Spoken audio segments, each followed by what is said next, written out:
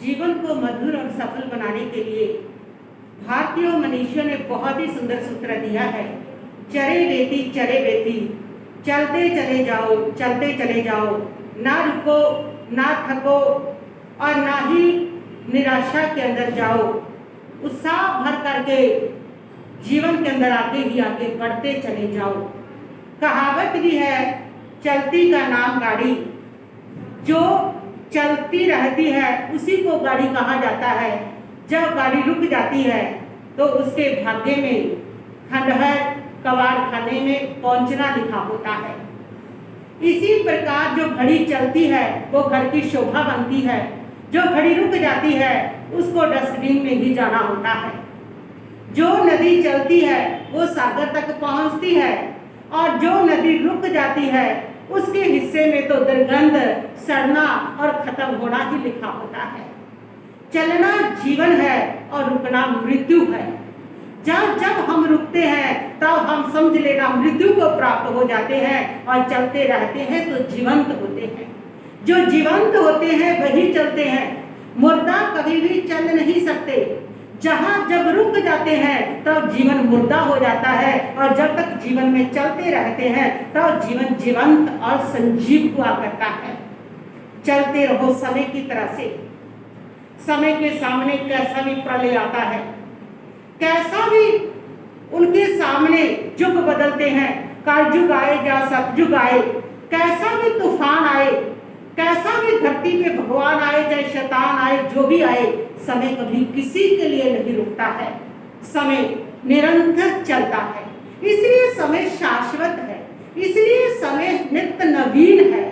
आपने अपने जीवन में अगर नवीनता भरनी है, अमर बनाना है अपने जीवन को, तो समय की तरह से निरंतर चलना होगा। ना सुख में रुको ना दुख में रुको, ना लाभ में रुको ना हानि में रुको, ना सफलता में रुको ना असफलता में रुको। हर दौर से चलते रहो, आगे बढ़ते रहो, चलते चले जाओ, निरंतर चलो। जब तुम रुक जाते हो तो जिस पड़ाव पे रुकते हो वही तुम्हारी मंजिल बन जाती है।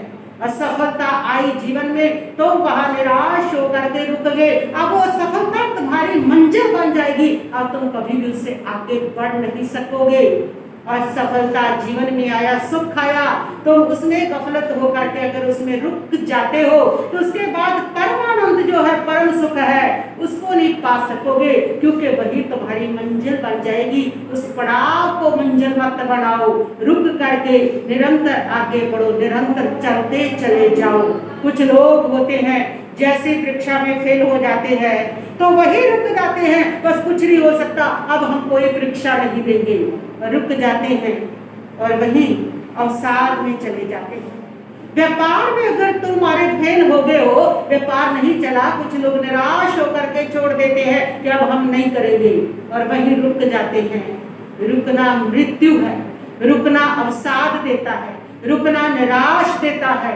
रुको मत, चलते चले जाओ, फिर उठो, फिर खड़े हो, फिर आगे गुजर जाओ। जीवन में जो भी हो रहा है, हानि हो रही है, लाभ हो रही है, उन सबको छोड़ करके एक यात्री की तरह से गुजरते चले जाओ।